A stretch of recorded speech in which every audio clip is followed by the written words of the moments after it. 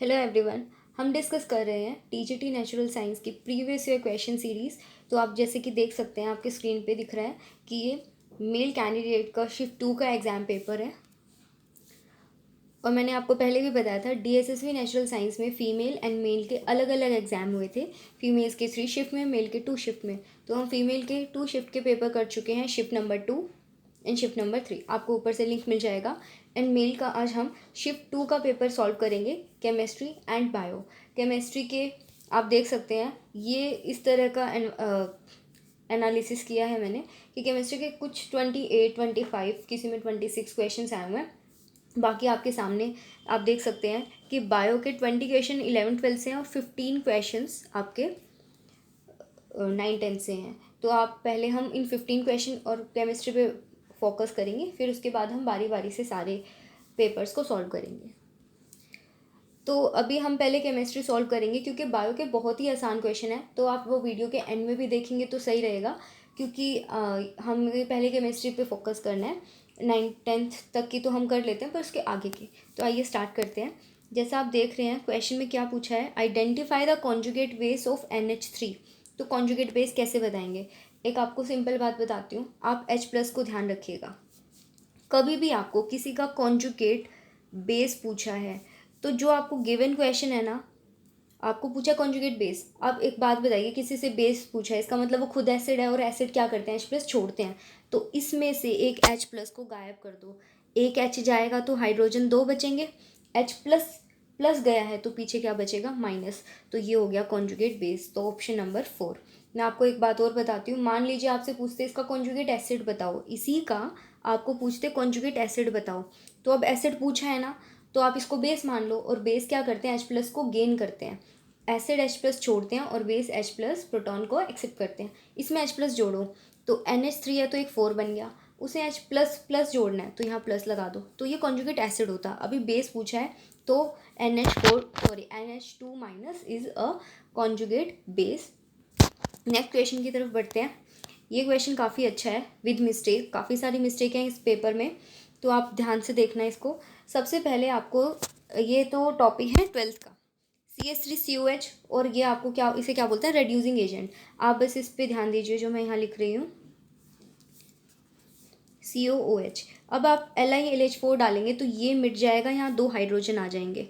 तो पहले आपको A तो पता चल गया होगा कि ये है।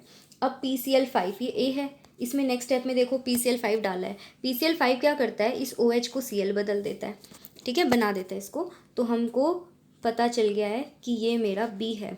उसके बाद इसमें अल्कोहलिक KOH। जब आप ध्यान रखिएगा अल्कोहलिक KH डालते हैं तो बस ध्यान रखना, इधर से Cl, इधर से एक H चला जाएगा, तो बीच में क्या लग जाएगा, यहाँ डबल बॉन्ड, एल्कीन। तो ये हमारा आ गया C। अब C आंसर नहीं है, क्वेश्चन आगे पढ़िए। पहले C का फॉर्मूला लिख लेते हैं, C2H4। याद रखना C2H4 ये आंसर नहीं है। क्वेश्चन में बोला है इस C का, यानी जो आंसर आया है उसका होमोलॉग कौन है। होमोलॉगस सीरीज पढ़ी है हमने 10th में, कि इससे नेक्स्ट मेंबर, तो यहाँ पर C3H6, CH2 ऐड करने से वो होमोलॉगस सीरीज का मेंबर बन जाता है, तो ये है। तो हमारा आंसर है C3H6। ऑप्शन में कहीं भी नहीं है, यानी कि मिस्टेक है। तो यहाँ पे H आना चाहिए था। तो मेरा क्वेश्चन ये है कि DSSB इस तरह की गलतियाँ करेगा तो फिर हम लोग किस तरीके से जज करेंगे आंसर क्या है। हम तो सोचेंगे नहीं नहीं कुछ और होगा, ये इसी कुछ इस पे लगा दूँ, नहीं तो इस पे, बट लेकिन ऐसे हम जज किससे करेंगे। तो पता नहीं अब किस तरीके से ये पेपर बनाते हैं और इसके हमें एडवांटेज मिलती है कि नहीं ग्रेस मार्क्स के साथ। आगे देखते हैं। नेक्स्ट क्वेश्चन में आपसे पूछा है इसकी आयोपेक नेमिंग विद मिस्टेक। यहाँ पे एक बहुत बड़ी मिस्टेक है, ध्यान से देखना। यहाँ हाइड्रोजन इसके पूरे ही नहीं है, देखो यहाँ पे इसके हाइड्रोजन पूरे नहीं है, तो हम सोचते हैं लगा देते हैं, बट नहीं। आप ध्यान रखना, सब क्वेश्चन सब पार्ट में आइन दे रखा है, यानी एक ट्रिपल बॉन्ड आएगा। दैट मीन्स कि यहाँ पर आना चाहिए था एक ट्रिपल बॉन्ड, तो हम इस क्वेश्चन को सॉल्व कर सकते हैं। तो हम अब इसको सॉल्व करेंगे, ये ट्रिपल बॉन्ड यहाँ आएगा, ठीक है, यहाँ नहीं आ सकता आगे। अब देखो क्या करना है, नंबरिंग हमेशा डबल और ट्रिपल बॉन्ड साथ आ रहे हो, सेम। देखो यहाँ से करेंगे तो ट्रिपल बॉन्ड को नंबर 1 मिल रहा है, और यहाँ से करेंगे तो डबल बॉन्ड को नंबर मिल रहा है। तो हम डबल बॉन्ड के अकॉर्डिंग चलते हैं, 1 2 3 4 5 6 एंड 7 करो, तो इसे क्या बोलेंगे, हेप्ट। अब 1 पे क्या है, इन लगी है, तो 1 इन, और यहाँ पे 6 पे क्या लगा है, ट्रिपल बॉन्ड आइन, और यहाँ ई भी आ जाएगा क्योंकि ये कॉन्सोनेंट है। ठीक है, हम यहाँ आइन और यहाँ इन क्यों नहीं लिखते हैं? जब भी डबल और ट्रिपल बॉन्ड होता है तो इसको हम डेरिवेटिव मानते हैं ट्रिपल बॉन्ड। तो ये हमारा वो होगा यहाँ पर, जिसको हम लास्ट में लिखेंगे। ये हम बाद में डिटेल में समझ लेंगे। आगे चलते हैं। ये क्वेश्चन काफ़ी अजीब सा है, मतलब कि अगर आप नॉन केमिस्ट्री बैकग्राउंड से हैं तो ये काफ़ी अलग क्वेश्चन है। वेव नंबर पूछा है आपको हाइड्रोजन स्पेक्ट्रम की विजिबल सीरीज़ का। ध्यान रखिए, नीचे बायो के क्वेश्चन काफ़ी इजी हैं, बट अभी हम यहाँ केमिस्ट्री डिस्कस कर रहे हैं ताकि जब सैचुरेशन आएगा तो हम इजी क्वेश्चन कर लेंगे। तो अब हम यहाँ पे देखते हैं कैसे करते हैं इसको। हमको ये पता है वेव नंबर का फॉर्मूला क्या होता है, 109677। पता है, ये कुछ सेकंड्स का आंसर है, पर लेकिन अगर आप केमिस्ट्री बैकग्राउंड से नहीं है तो थोड़ा सा आपको लगेगा कि ये अजीब है। चलिए, ये हमारे पास है।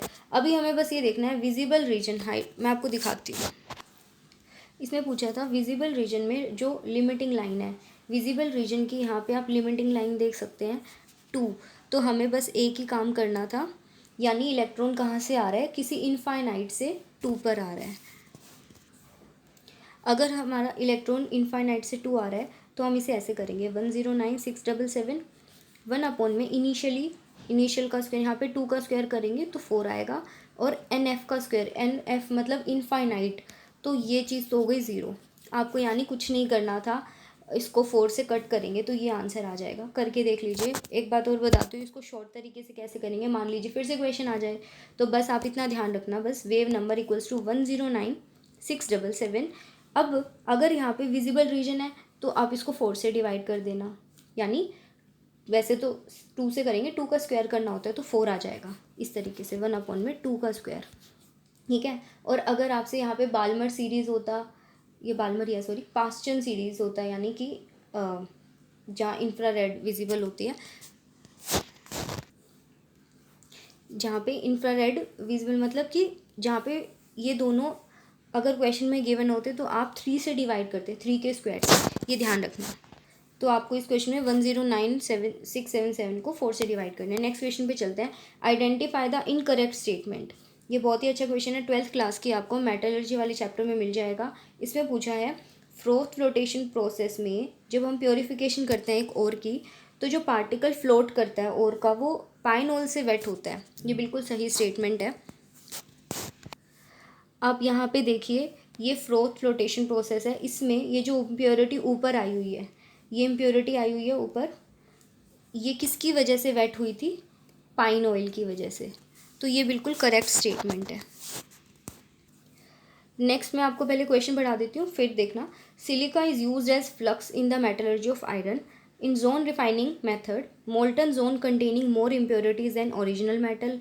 Zirconium and titanium are pure. ये बिल्कुल सही आंसर दिया हुआ है सिलिका। देखिए कैसे, हमें सेकेंड ऑप्शन में था कि सिलिका फ्लक्स की तरह यूज़ होता है, ये हम आयरन की क्या कर रहे हैं, मेटलर्जी कर रहे हैं, इसकी एक्सट्रैक्शन कर रहे हैं। सिलिका यानी SiO2 को बोला है कि वो एज अ फ्लक्स यूज़ हो रहा है।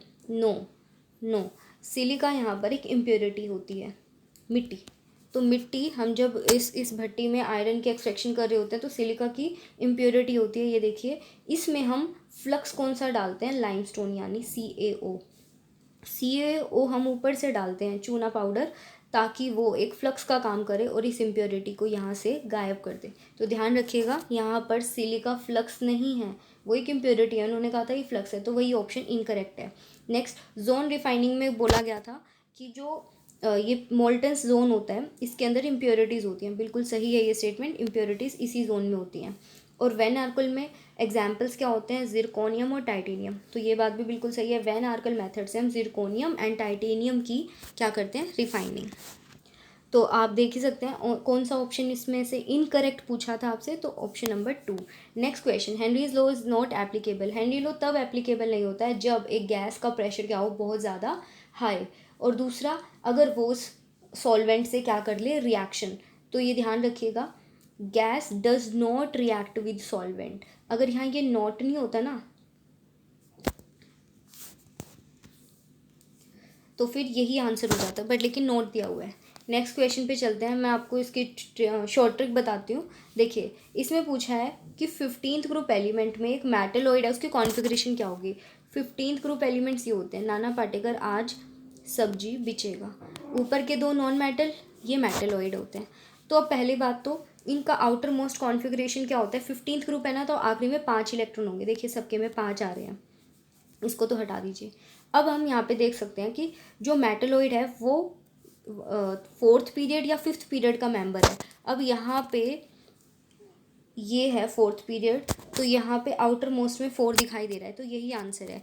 ये तो नाइट्रोजन की कॉन्फ़िगरेशन है और ये किसकी है, फॉस्फोरस की, तो ये ऑप्शन नहीं है, option number 7 is correct. Next question पे चलते हैं। लीचिंग मेथड किसके और की कंसनट्रेशन के लिए किया जाता है, तो सिल्वर, एजी, इनकी, ठीक है, एजी सिल्वर यानी कि आर्जेंटाइट या फिर गोल्ड की। तो आप यहाँ देख सकते हैं कि इस चैप्टर में से यानी कि एक्सट्रैक्शन वाले चैप्टर में से 2 क्वेश्चन आए हुए हैं और हर शिफ्ट में आए हुए थे क्वेश्चंस। तो लीचिंग मेथड से एक तो एल्यूमिनियम और दूसरा हम किसकी वो एक्सट्रैक्शन करते हैं, सिल्वर और गोल्ड। तो ऑप्शन में सिल्वर दिया हुआ था तो हम उसी के साथ जाएंगे। तो करेक्ट आंसर क्या होगा, आर्जेंटाइट। नेक्स्ट क्वेश्चन क्या है कि आपके सामने ये एक रिएक्शन दी हुई है, पूछा है ये कौन सी रिएक्शन है, तो इसे बोलते हैं कॉम्प्रोपोर्शन रिएक्शन, जो कि मैंने ऑलरेडी डिस्कस की हुई है चैनल पे, आप चेक कर सकते हैं।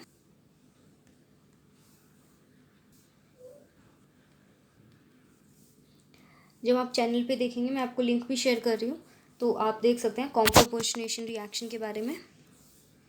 कॉम्प्रोपोर्शनेशन रिएक्शन क्या होता है, जहाँ पे दो अलग अलग रिएक्टेंट एक ही प्रोडक्ट बनाएं और उनमें क्या हो, सेम प्रोडक्ट बना रहे हैं। देखो अलग अलग ऑक्सीडेशन स्टेट में और सेम प्रोडक्ट बना रहे हैं।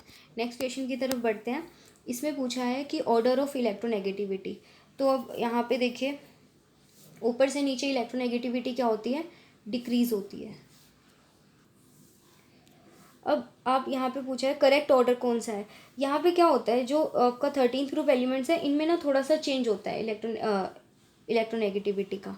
तो ये हमारा ऑप्शन नंबर 3 ही सही है, क्योंकि बिल्कुल शार्प डिक्रीज ही होता रहता है इलेक्ट्रोनेगेटिविटी, यहाँ पे थोड़ी से फ्लक्चुएशंस होते रहते हैं। नेक्स्ट क्वेश्चन पूछा है KCl को जब पानी में डालते हैं तो उसमें कौन से इंट्रैक्शंस होते हैं। अब देखिए ये K है, एक आयन है, Cl एक आयन है। जब ये वाटर के साथ मिलते हैं तो वाटर क्या होता है, डायपोल यानी कि पोलर। तो ये पानी और ये अट्रैक्ट क्यों है, क्योंकि K एक आयन है और पानी क्या है, डायपोल। तो answer is ion dipole interaction. Next question, इसमें लगेगा टाइम और ये मैं आपको अच्छे से समझा रही हूँ, ध्यान से सुनिएगा। क्वेश्चन में देखिए आपको क्या बोला है, एक रेडियो एक्टिव पेरेंट न्यूक्लियस है कोई, ठीक है, हमें नहीं पता, हम कुछ भी मान लेते हैं x। इसका हमारे पास एक एटॉमिक नंबर होगा और एक क्या होगा, मास नंबर, जिसको a से रिप्रेजेंट करते हैं। इस पे अल्फा पार्टिकल और बीटा पार्टिकल इसने एमिट किए, तो डॉटर न्यूक्लियस क्या होगा। अब सबसे पहले अल्फा पार्टिकल क्या होता है, हीलियम 2 4, इसे हम क्या कहते हैं, अल्फा पार्टिकल, जब यहाँ 2+ चार्ज हो। और साथ ही साथ हमारे पास बीटा पार्टिकल्स क्या होते हैं, इसको हम इस तरीके से रिप्रेजेंट करते हैं, 2 निकले हैं तो हम ऐसे लिख देंगे। तो इस x ने एक तो हमें क्या एमिट किया, इसने अल्फा पार्टिकल्स को एमिट किया और साथ ही साथ क्या पार्टिकल्स को एमिट किया, बीटा पार्टिकल्स, वो भी कितने, 2। तो पूछा है कि जो प्रोडक्ट है उसको y मान लो, कि वो इसका क्या क्या रिलेशन है इन दोनों में, वो क्या माना जाएगा इसका। देखो पहले नीचे z से शुरू करते हैं। ये इसका एटॉमिक, देखो ये 2 है और यहाँ पे -2, ये कैंसिल हो गए एक दूसरे से, तो यानी कि एटॉमिक नंबर में कोई चेंज नहीं होगा, तो ये एटॉमिक नंबर z ही रहेगा। अब मास देखते हैं, यहाँ तो 0 0 है, 0 0 और 4, किसी में से 4 मास निकल गया, तो इसमें ऊपर मास कितना बचेगा, A-4, यानी x और y का एटॉमिक नंबर सेम है और मास नंबर क्या है, अलग अलग। तो मास नंबर अलग है तो वो क्या क्या कहलाते हैं, आइसोटॉप्स, जिनके एटॉमिक नंबर सेम हो और मास नंबर डिफरेंट। तो इसका आंसर क्या होगा, आइसोटॉप। नेक्स्ट क्वेश्चन, ये वाला क्वेश्चन मैंने बहुत ही अच्छे से एक्सप्लेन किया हुआ है चैनल पे, आप देख सकते हैं। जब आप यहाँ स्क्रॉल डाउन करेंगे, मैं आपको लिंक शेयर कर रही हूँ, तो आप देख सकते हैं ये मैंने बहुत ही अच्छे से यहाँ पर एक्सप्लेन किया हुआ है काफ़ी पहले, तो आप इसे देखिए अगर आप डिटेल में समझना चाहते हैं। वैसे मैं आपको बता देती हूँ, सोडियम यहाँ होता है, मैग्नीशियम इधर होता है, ये एल्यूमिनियम, ये सिलिकॉन। इस तरफ जब जाते हैं तो आयनाइजेशन एंथैल्पी क्या होती है, इंक्रीज। तो सबसे ज़्यादा सिलिकॉन की होनी चाहिए, फिर एल्यूमिनियम, फिर मैग्नीशियम, फिर सोडियम। बट लेकिन जब आप टॉपिक को अच्छे से पढ़ेंगे, यहाँ देखेंगे Mg इधर आ जाएगा, ठीक है। तो हमारे पास करेक्ट ऑप्शन ये वाला है। तो आप यहाँ ढूंढ लीजिए कि सिलिकॉन की सबसे हाईएस्ट होनी चाहिए, तो इन सब में सबसे हाईएस्ट दिख रहा है इन 3 ऑप्शन में। उसके बाद जो मैग्नीशियम है उसकी सिलिकॉन से थोड़ी कम होनी चाहिए। तो ये देखिए, ये सिलिकॉन की दे रखी है इन्होंने, ये मैग्नीशियम, ये थोड़ी नहीं बहुत ज़्यादा कम है, ये एक ऑप्शन गया। उसके बाद ये नंबर भी बहुत ज़्यादा कम है। तो ये देखिए, ये सिलिकॉन की है, ये मैग्नीशियम की है, उसके बाद एल्यूमिनियम की ये, और ये सोडियम की। तो आप इसे अच्छे से चेक कीजिए, आपको ये ऑर्डर समझ आ जाएगा। नेक्स्ट क्वेश्चन पे चलते हैं।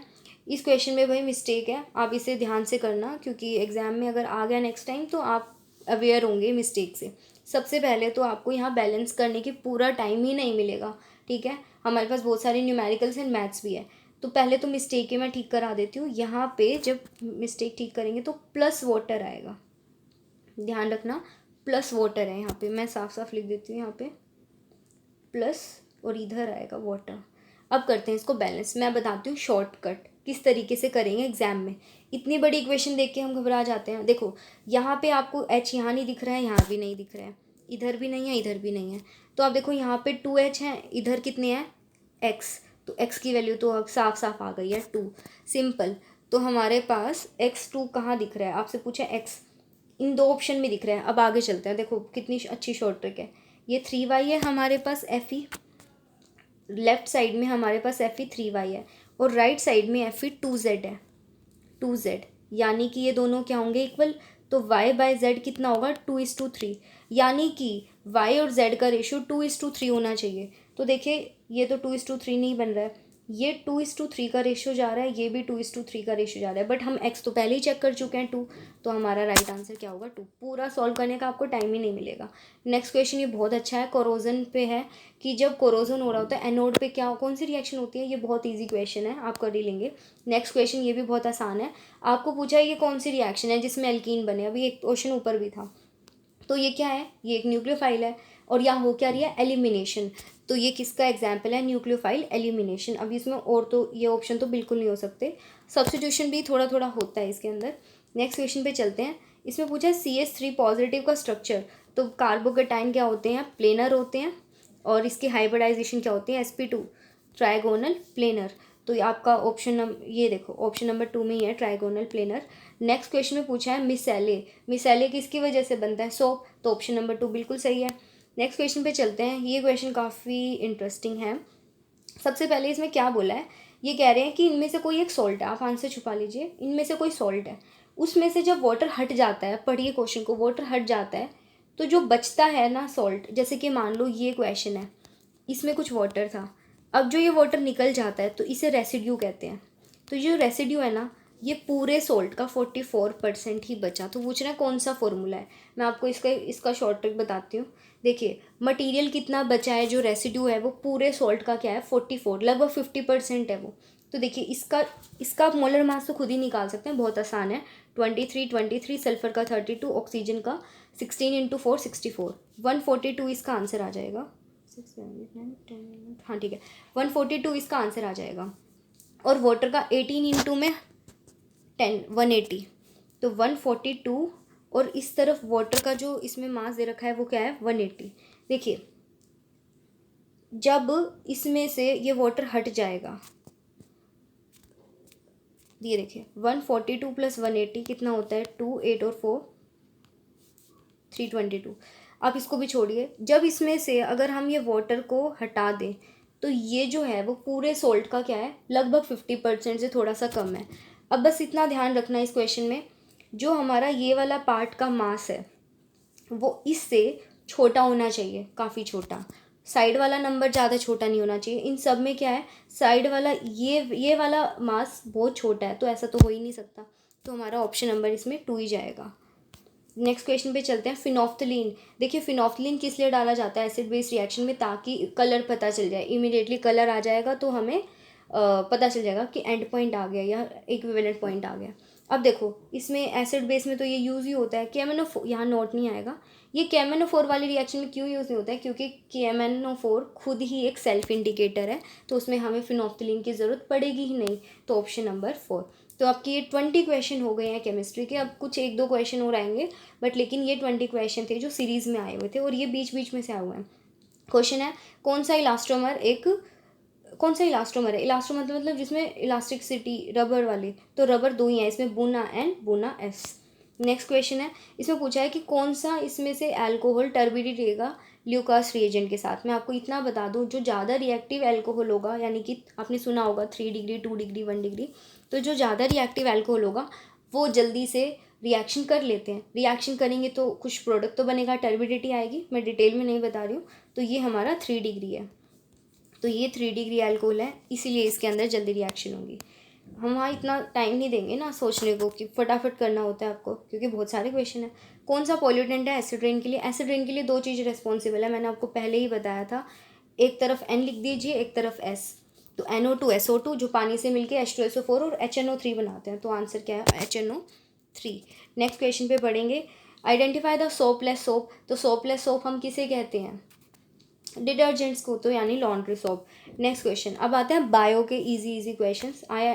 इटाई डिजीज कैडमियम की वजह से होती है।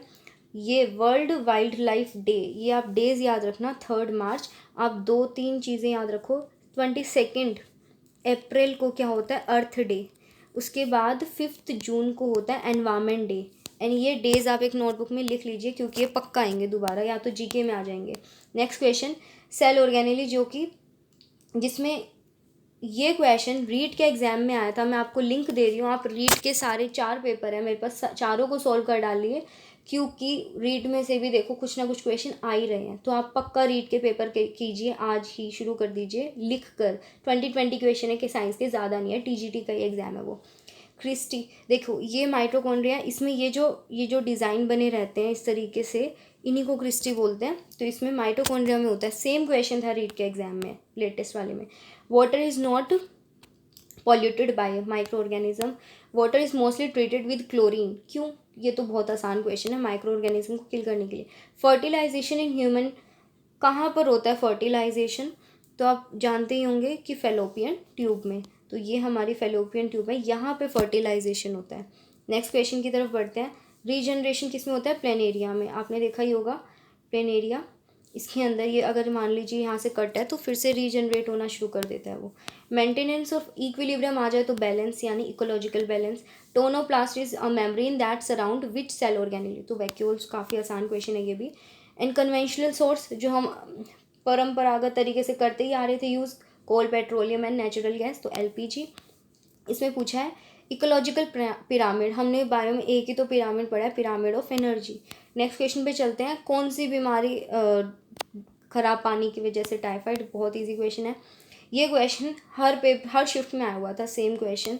नेक्स्ट पे चलते हैं, अर्थवॉर्म की अगर हम रियरिंग करते हैं, यानी कि उनका क्या बोलते हैं उसको, जैसे कि पशुपालन, इस तरीके से अर्थवॉर्म की रियरिंग को क्या कहते हैं? वर्मीकल्चर। सेरीकल्चर किसे कहते हैं? अगर सिल्क वॉर्म की अगर हम वो करें, खेती करें एक तरह से, मतलब उगाएं और फिर उन्हें सेंड करें, अगर हम सिल्क को बनाने के लिए काम कर रहे हैं कुछ। नेक्स्ट क्वेश्चन है, कौन सा फ्लूइड टाइप टिश्यू है? Blood. Next, blast is a disease, ये 2 बार क्वेश्चन आया हुआ है, तो पैडी यानी कि राइस में। उसके बाद एक्जोटिक ब्रीड ऑफ काउ, ये भी repeated question, Jersey. I hope कि आपको ये क्वेश्चंस समझ आए होंगे, और थैंक यू। और आप एक काम कीजिए, आज जितने भी शिफ्ट 3 का हम पेपर कर चुके हैं फीमेल का, उसके बाद TGT 14 और 18 सारे पेपर सॉल्व कीजिए, एक पेपर पे लिखिए, ऐसे बात नहीं बनेगी। तो आप इस पर मेहनत कीजिए, एंड ऑल द बेस्ट। आप पेपर पे लिखिए, और साथ में ध्यान रखिएगा आपको रीट के, NVS के सारे पेपर करने हैं, TGT वाले, क्योंकि कहीं से भी क्वेश्चन आ जाए हम छोड़ के थोड़ी ना जाएंगे। अब इतना सारा पढ़ने का टाइम है, तो पहले पेपर देखेंगे तो पता चलेगा क्या पढ़ना और कितना। आप जैसे कि देख सकते हैं एक्सट्रैक्शन वाला चैप्टर आपको पढ़ना चाहिए थोड़ा थोड़ा सा ऊपर ऊपर से, तभी बात बनेगी।